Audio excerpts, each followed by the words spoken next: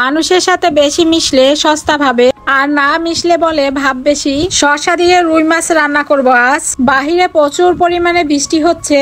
অল্প সময় জানালার পাশে বসে একটু বৃষ্টিও দেখে নিলাম। তারপর তো রান্না শুরু করে দিলাম। কড়াইয়ে তেল বসিয়ে তেলটা গরম হওয়ার পরে পেঁয়াজ কুচি দিয়ে দিলাম। এবার একটু আদা রসুন বাটা দিলাম। পেঁয়াজটা যাতে বেশি পুড়ে না যায় সেজন্য একটু পানি দিয়ে নিলাম। এরপর এক এক করে সব উপকরণ দিয়ে দিলাম। কষানো মশলার ভিতরে কেটে রাখা শসা দিয়ে দিব। এবার শসাটাকেও সুন্দর করে কষিয়ে নিব যাতে কষানোর সাথে সাথে সিদ্ধ হয়ে যায়।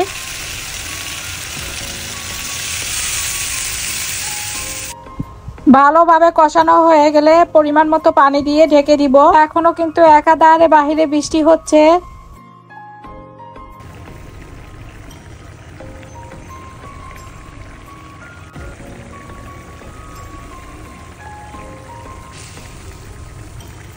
শসা প্রায় হয়ে আসছে, এমন অবস্থায় ভেজে রাখা মাছের পিসগুলো দিয়ে দিলাম।